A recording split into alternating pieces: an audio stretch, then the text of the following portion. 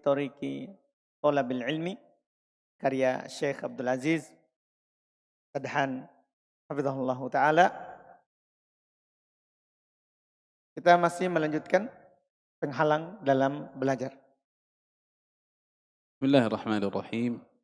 الحمد لله حق حمده، والصلاة والسلام على خير خلقه محمد وعلى آله وصحبه. أما بعد، ما زلنا في باب المعوقات طلب العلم من كتاب معالم في طريق طالب العلم للشيخ السدحان حفظه الله. وكنا قد قرأنا من هذا الباب معوقين. المعوق الأول فساد النية، فساد النية. وأخذنا أيضا المعوق الثاني وهو حب الشهرة وحب التصدر، وكما مر أنه داخل في فساد النية، فهو نوع من فساد النية. واليوم إن شاء الله نشرع في المعوق الثالث وهو التفريط في حلقات العلم. Segala puji bagi Allah dengan sebenar-benar pujian. Salawat dan salam atas nabinya Muhammad sallallahu alaihi wasallam.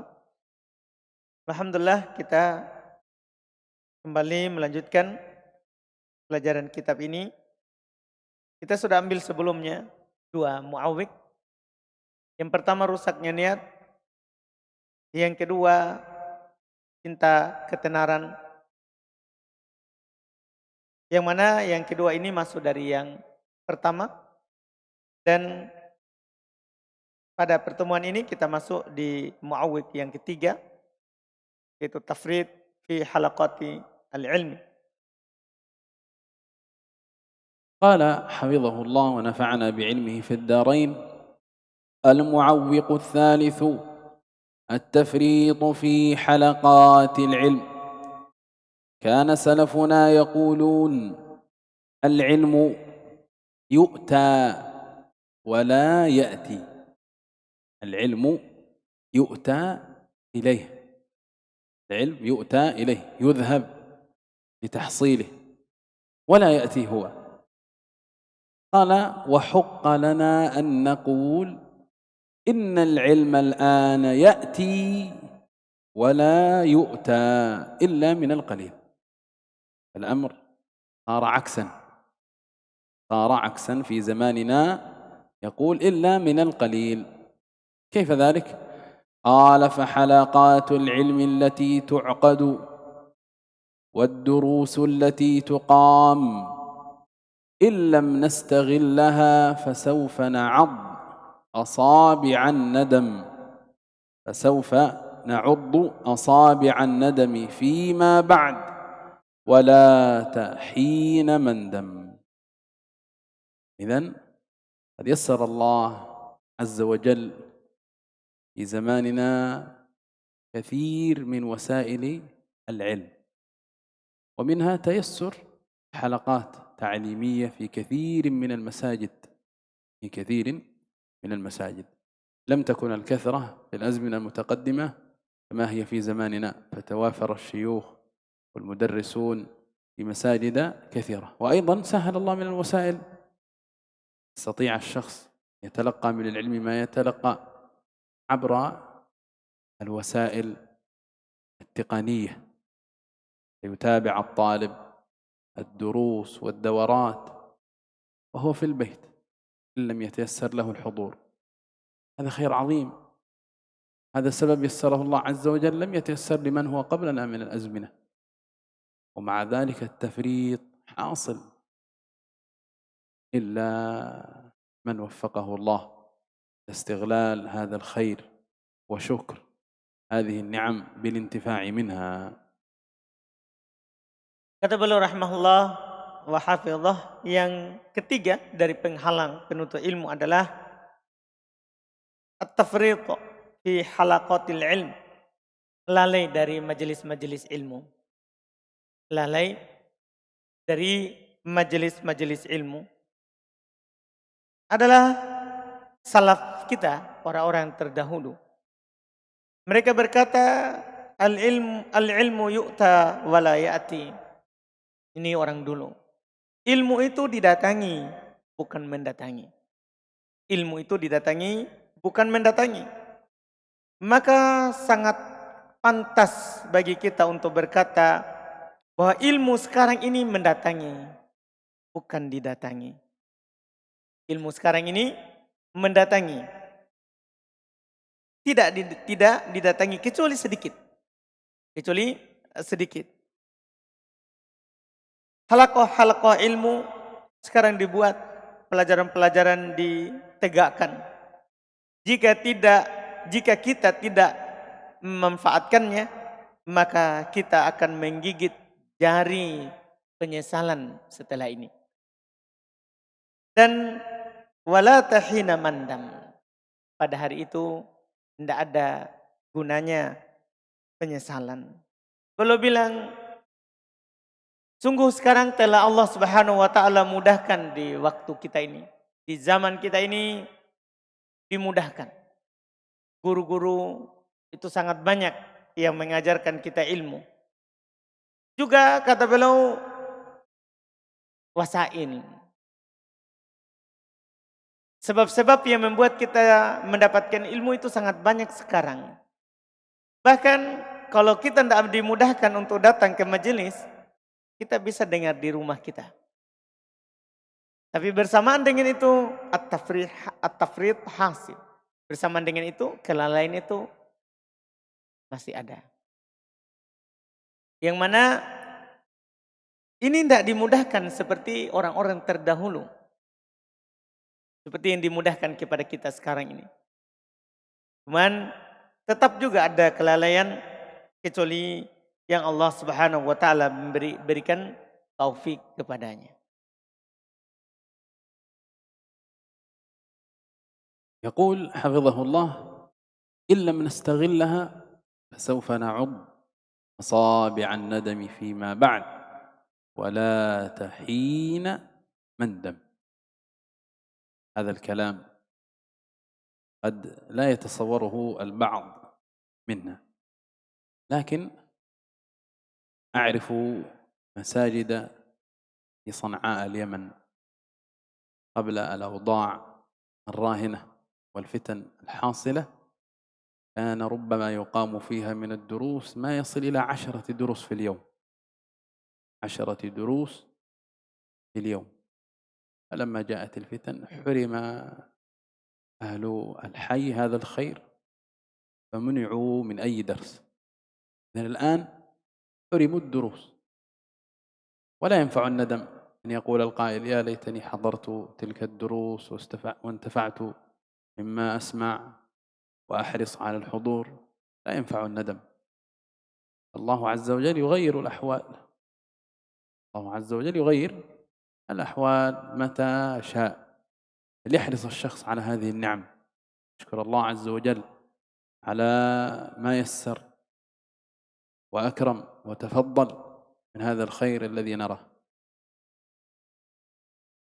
Ucapan beliau tadi, kalau kita tidak menggunakan ini kesempatan, maka kita akan menggigit jari kita karena menyesal.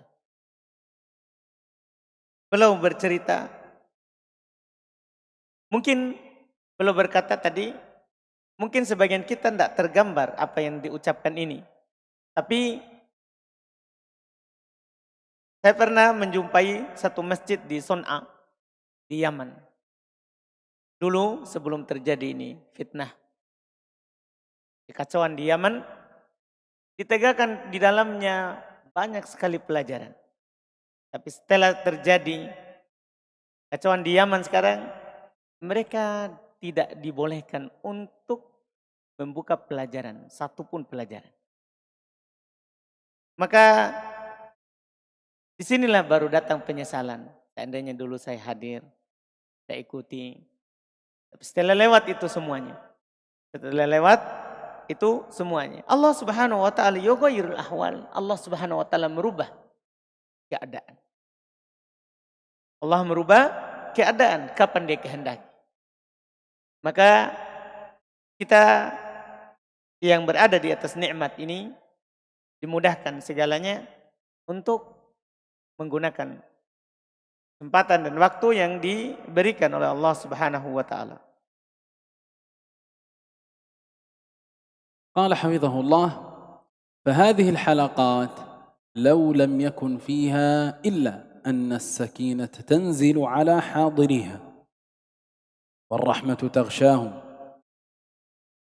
والملائكة تحفهم، وقبل ذلك يذكرهم الله في من عنده، لكان ذلك كافيا في حضورها. هذا من فضائل حضور مجالس الذكر. النبي صلى الله عليه وسلم يقول: ما اجتمع قوم في بيت من بيوت الله يتلون كتاب الله ويتدارسونه بينهم إلا نزلت عليهم السكينة، حفتهم الملائكة، وغشيتهم الرحمة، وذكرهم الله في من عنده. هذه فضائل عظيمة، فضائل عظيمة ينالها بإذن الله من حضر هذه المجالس. هذا أقل ما يتحصل عليه الحاضر، ناهيك عن الاستفادة كما سيذكر السدحان بعد قليل إن شاء الله. هي فضائل عظيمة أن يذكرك الله في من عنده. نسأل الله عز وجل أن يمن علينا بفضله. Ini majelis-majelis halaqah ilmu. Kalau seandainya tidak ada keutamaan kecuali ketenangan itu akan turun kepada orang-orang yang hadir. Rahmat akan meliputi mereka, malaikat akan selalu menaungi mereka. Sebelum itu Allah Subhanahu wa taala menyebut mereka di sisinya. Ini keutamaan besar. Ini keutamaan besar dari Allah Subhanahu wa taala sebagaimana disebutkan dalam hadis, majtama'a qaumun fi baitin min buyutillah, tidaklah sekelompok orang berkumpul di salah satu rumah dari rumah Allah Subhanahu wa taala, mereka membaca kitabullah dan mempelajari di antara mereka, kecuali akan turun kepada mereka ketenangan, malaikat akan menaungi mereka, rahmat akan selalu meliputi mereka, dan Allah Subhanahu wa taala menyebutkan mereka di sisinya. Kalau tidak ada kecuali hanya ini saja, maka itu akan cukup dalam menghadiri majelis ilmu. Maka bagaimana lagi kalau ada faedah lain yang kita akan dapatkan, sebagaimana akan disebutkan oleh Syekh setelah ini. قال حفظه الله: فكيف إذا كان صاحب الحلقة يحظى أو سيحظى إن شاء الله بفوزين: بالتحصيل العلمي وبالأجر الأخروي. تحصيل العلمي ولو تفهم شيئا يسيرا أو تحفظ حديثا نبويا أو تتعلم حكما شرعيا، هذا خير عظيم بجانب ما سمعت قبل من الفضل العظيم في الحديث النبوي. قال: وسيأتي إن شاء الله مبحث مستقل عن آداب حلقات العلم. إذن هذا هو المعوق الثالث، وهو التفريط في حلقات العلم. هذا معوق عن طلب العلم وعن تحصيله. كيف ينال العلم من لم يحضر حلقات العلم؟ ثم من حضر عليه أن يتحلى بآداب سيأتي ذكرها إن شاء الله بمبحث مستقل كما ذكر ذلك المؤلف. Kemudian kata beliau hafizahullah, maka bagaimana kalau orang yang hadir di majelis itu dia akan mendapatkan insya Allah dua keberuntungan. Keberuntungan yang pertama, dia akan mendapatkan ilmu. Keberuntungan yang kedua, dia akan mendapatkan pahala akhirat. Dia akan mendapatkan pahala akhirat. Dan akan datang insya Allah pembahasan secara tersendiri kata beliau tentang adab halaqat ilmu.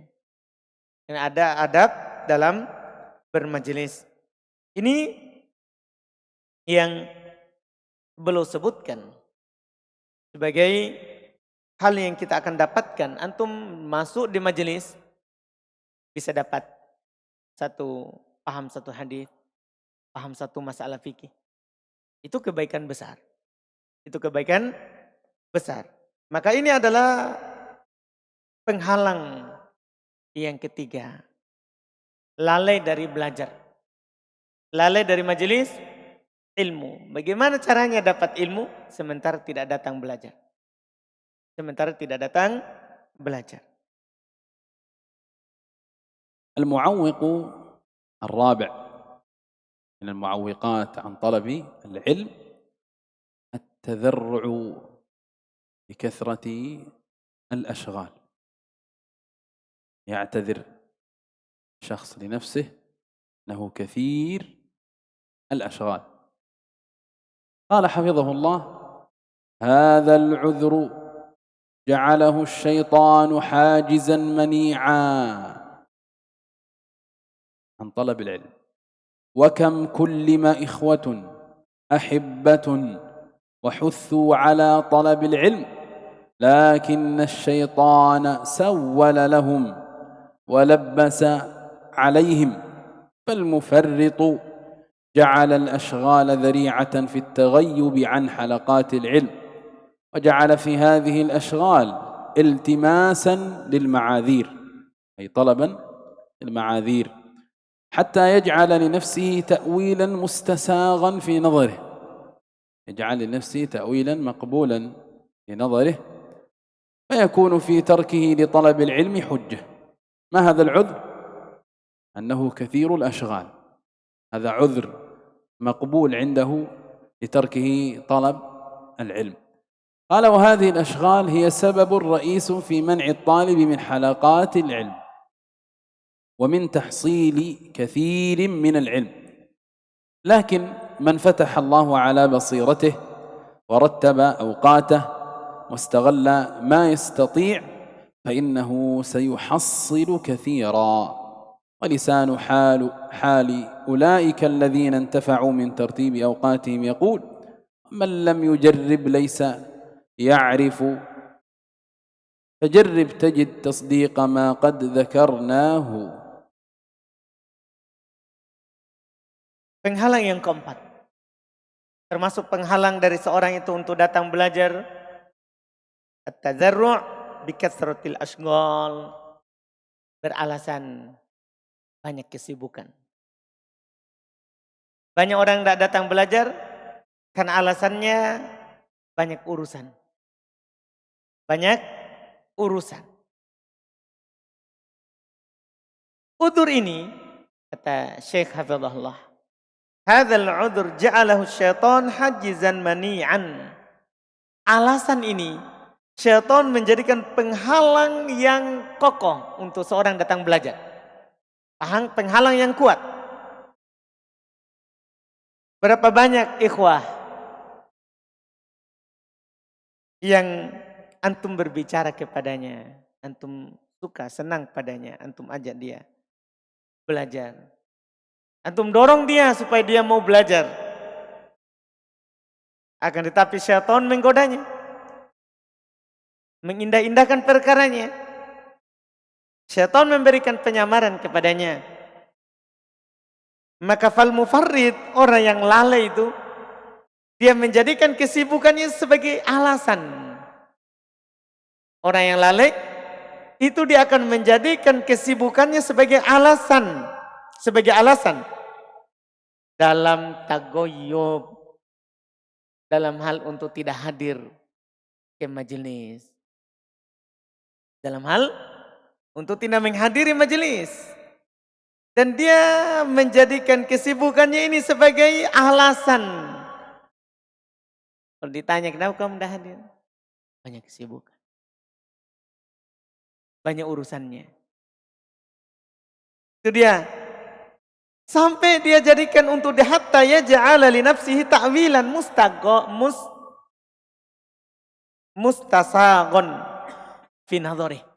Sampai dia jadikan itu sebagai alasan yang membolehkan dia untuk tidak hadir belajar menurut pandangannya. Fi nadhari. Menurut pandangannya sendiri. Oh, ini saya diberikan udzur karena saya banyak kesibukan. Dia lihat untuk dirinya sendiri. Iya. Fayakunu fi tarkihi li talabil ilmi hujjah. Sehingga menurut pandangannya ini menjadi hujah saya. Kenapa saya tidak boleh bisa tidak hadir? Ini alasanku ini di hadapan Allah nanti. Ini hujahku. Bahaya ternyata. Dan kesibukan-kesibukan ini dia adalah sababun ro'is. Sebab pokok. Yang menghalanginya dari belajar, dari menghadiri majelis-majelis ilmu. Dari mendapatkan kebanyakan dari ilmu. Akan tetapi siapa yang Allah Subhanahu wa taala bukakan atas basironya, pandangan hatinya, bukakan hatinya. Dia akan mampu menyusun waktunya. Dia mampu mengatur. Waktu ini untuk ini, waktu itu untuk ini untuk belajar. Dia mampu. Kalau Allah Subhanahu wa taala berikan dia hidayah, dia tidak beralasan dengan banyaknya kesibukan. Dia akan mampu mengatur waktunya. Wastagholla man yastati'u. Dia akan mampu menggunakan waktu semampunya. Fa innahu sayuhassil katsiran. Dia akan mendapatkan banyak. Dan lisanu hali haula'i alladziina intafa'u min tartibi awqatihim yaqul. Lisan keadaan mereka berbicara. Orang-orang yang telah mendapatkan manfaat karena telah mengatur waktunya, keadaan mereka berkata, bukan lisan ucapannya, tapi keadaan mereka berkata, siapa yang tidak mencoba, dia tidak akan tahu. Siapa yang tidak mencoba, dia tidak akan tahu. Banyak orang belum coba sudah pasrah dengan kesibukannya. Makanya di sini dikatakan, siapa yang tidak mencoba, yang belum mencoba, dia tidak akan tahu. Maka cobalah, kamu akan mendapatkan pembenaran terhadap apa yang kami sebutkan. Bahwasanya itu bisa. Walaupun kita sibuk. ومن لم يجرب ليس يعرف قدره ليس يعرف قدره فجرب تجد تصديق ما قد ذكرناه. فمن رتب وقته استعان بالله عز وجل استغلال وقته أن يفتح عليه فتح عليه وحصل من الخير ما حصل. أما الشخص الذي لا يرتب أوقاته يهدرها يمنة ويسرة يفوته من الخير ما يفوته. وللمؤلف السدحان حفظه الله كتاب بعنوان طالب العلم بين الترتيب والفوضوية. كتاب يسير، وهي محاضرة قيمة صوتية تجدونها في الشبكة. طالب العلم بين الترتيب والفوضوية، ننصح بالاستماع إليها والانتفاع منها. Baik, perkataan tadi, siapa yang tidak mencoba dia tidak akan tahu. Iya. Yaitu siapa yang mengatur waktunya, dia coba atur waktunya, maka dia akan mendapatkan apa yang dia inginkan. Tetapi siapa yang tidak mengatur waktunya, dia tidak akan mampu mengetahui dan mendapatkan. Penulis sendiri, Syekh Sadahan, memiliki kitab tersendiri dalam hal ini, itu Talibul Ilmi Baina Tartib wal Fawdawiyah.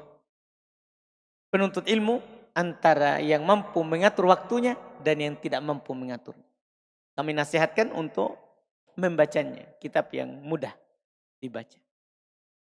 إذن المعوق الرابع تذرع الاعتذار بكثرة الأشغال عن طلب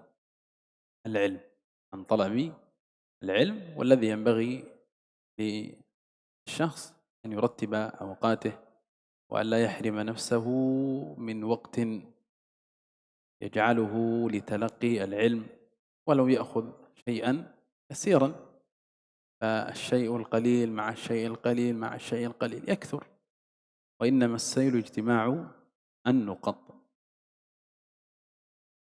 Kata beliau, kalau begitu berarti penghalang yang keempat adalah beralasan dengan banyak kesibukan. Beralasan dengan banyaknya kesibukan. Ini kata beliau ingatkan, harus kita atur waktu kita. Bagaimanapun sibuknya kita. Ingat, sesuatu yang sedikit, kemudian sedikit, itu akan menjadi banyak. Dan beliau berikan perumpamaan, banjir itu muncul dari tetesan air yang sedikit. Turun sedikit demi sedikit akan menjadi banjir. المعوق الخامس من المعوقات عن طلب العلم التفريط في طلب العلم في الصغر. التفريط في طلب العلم في الصغر، أن يفوته التحصيل العلم في صغره، هذا من المعوقات، فوات خير. قال حفظه الله: إن الإنسان ليغبط أناسا أصغر منه سنا وأكبر همة، تجدهم من السباقين إلى حلقات العلم. نعم، يغبط أولئك ويتحسر على أوقات ذهبت من عمره ولم يستغلها في الطلب والحفظ، فإذا ما كبر وكثرت أشغاله وكثرت الطوارق عليه، حوادث آناء الليل وأطراف النهار، تعكر مزاجه ولم يستطع أن يتهيأ للتحصيل كما لو كان صغيرا خاليا من الأشغال. الطلب في الصغر خير عظيم، أن يوفق لطلب العلم من صغر سنه، وذلك لصفاء ذهنه ونقاء عقله وقلة الأشغال، ليس عنده ما يشغل ذهنه، هذا يعين. فتجد الصغير الحفظ عنده أسهل بكثير من الكبير، الحفظ عند الصغير أسهل بكثير من الكبير لصفاء ذهنه ونقاء عقله. فهو يقول: يغبط الشخص أولئك الصغار الذين رزقهم الله همة في الطلب، يتحسر على نفسه أنه لم يتحصل على ما تحصلوا، توفيق إلى طلب العلم في صغرهم.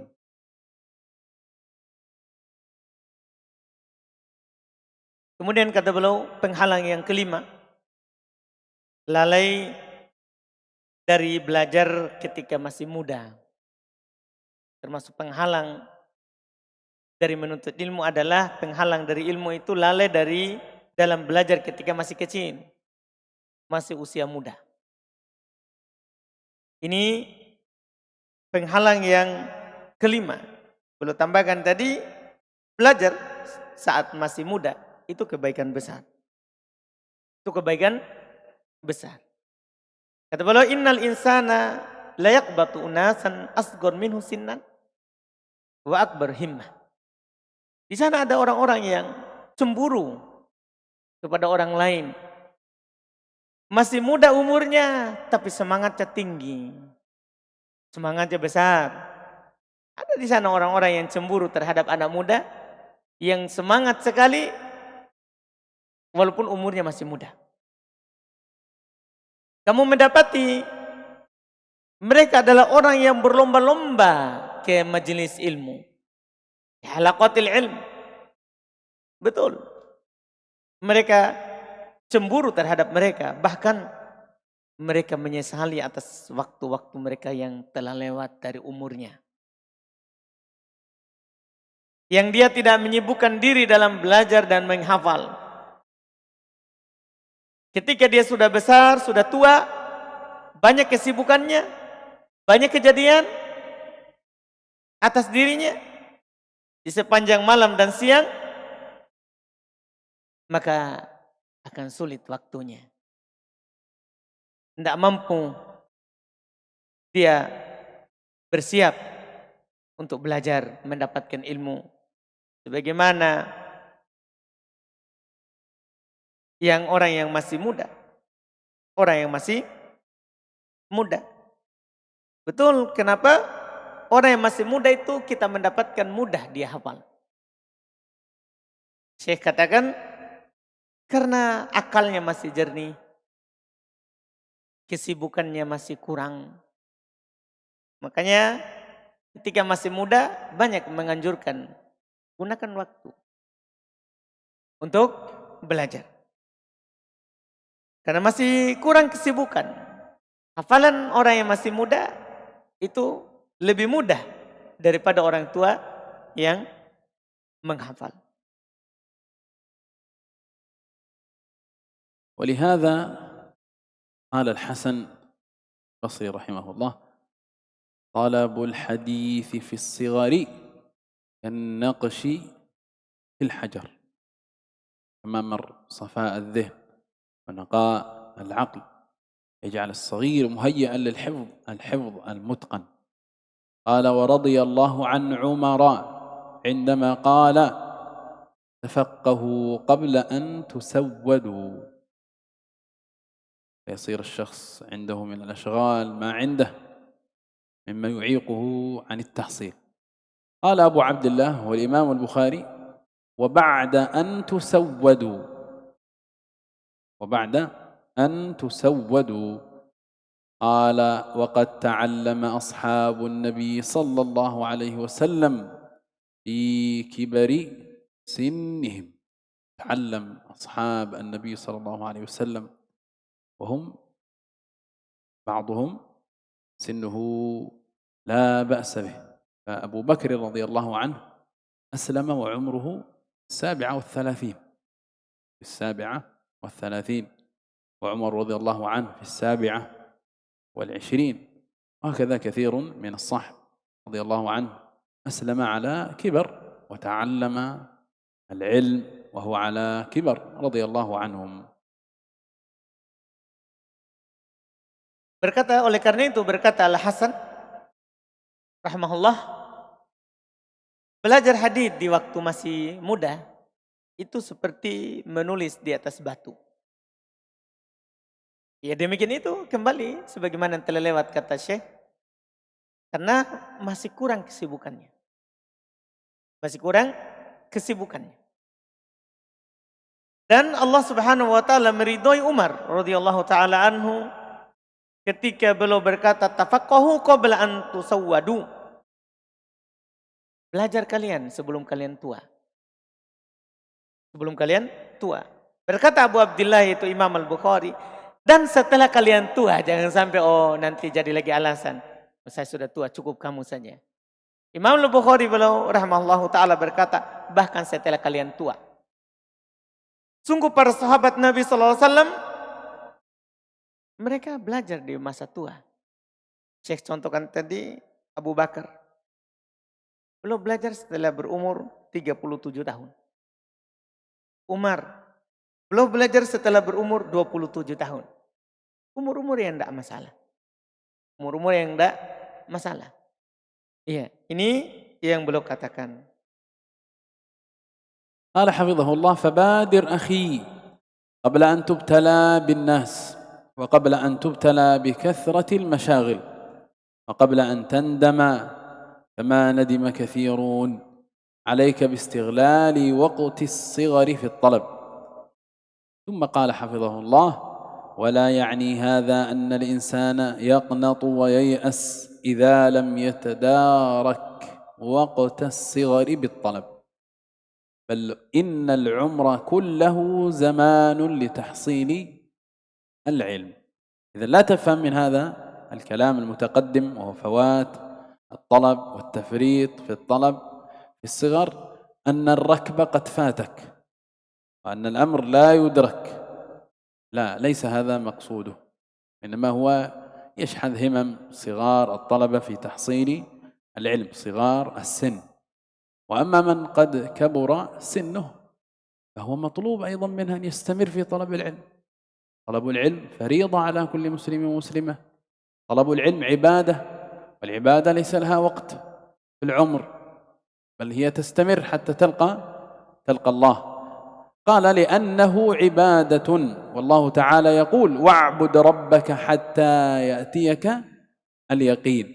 فكم من الناس قد حصلوا من العلم ما حصلوا. يذكرون أن هناك أناسا حفظوا القرآن وسنهم قد تجاوز 80. الإمام ابن الجوزي رحمه الله تلقى القراءات وهو في 80 من عمره. يذكرون هذا في ترجمته، أنه حضر أحد القراء الكبار الأسانيد العالية إلى البلد التي فيها الإمام ابن الجوزي، فلما علم ذهب إليه وتلقى عنه القراءات وهو في سن 80. فالعلم ليس له سن، وإنما الصغر أدعى في الحفظ، أدعى في الحفظ من الكبر. ومن كبر لا يحرم نفسه من الخير بقدر ما يستطيع. فالعلم عبادة، علينا أن نعبد الله عز وجل حتى نلقاه. Maka kata beliau, fabadir ya akhi, fabadir akhi, bersegeralah wahai saudaraku, untuk belajar sebelum kamu diuji dengan orang-orang di sekitarmu. Sebelum kamu diuji dengan banyaknya kesibukanmu. Sebelum kamu menyesal sebagaimana kebanyakan orang menyesal. Wajib bagi kamu untuk menggunakan waktu mudamu dalam belajar. Tapi beliau ingatkan, bukan berarti seorang itu harus berputus asa ketika dia tidak menggunakan masa mudanya untuk belajar. Bahkan umur seluruhnya itu adalah waktu untuk belajar. Umur seluruhnya itu adalah waktu untuk belajar. Karena belajar jangan sampai ada yang memahami hanya di waktu muda saja. Belajar itu kewajiban terhadap setiap muslim dan muslimah. Belajar itu adalah ibadah, akan terus sampai kita meninggal. Iya, sampai kita meninggal. Karena dia adalah ibadah. Kita dituntut beribadah sampai kita berjumpa dengan Allah. Allah berfirman, wa'budu rabbaka hatta ya'tiyakal yaqin. Sembahlah Rabbmu sampai datang kepada kamu kematian. Betapa banyak di sana orang yang kita dapatkan, mereka sudah tua, tapi mereka dapatkan ilmu banyak.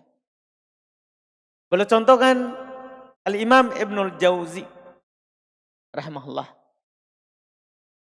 Beliau belajar dan mengambil ilmu qiraah itu setelah usianya 80 ke atas. Setelah usianya 80 ke atas. Ini Ibnul Jauzi belajar mengambil ilmu, belajar ilmu qiraah setelah usianya lebih 80.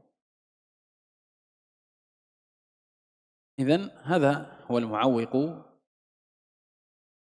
الخامس أخذنا قبله في مجلس اليوم معوقين. المعوق الأول التفريط في حلقات العلم، التفريط في حلقات العلم.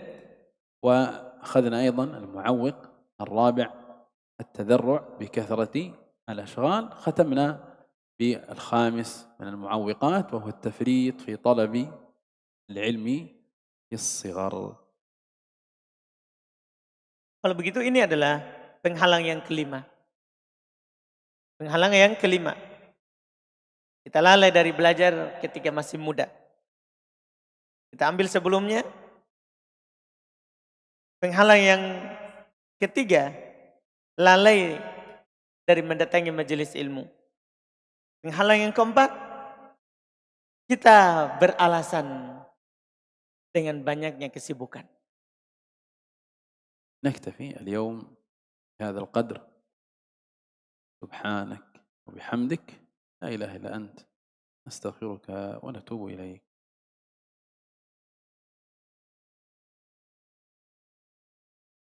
السلام عليكم.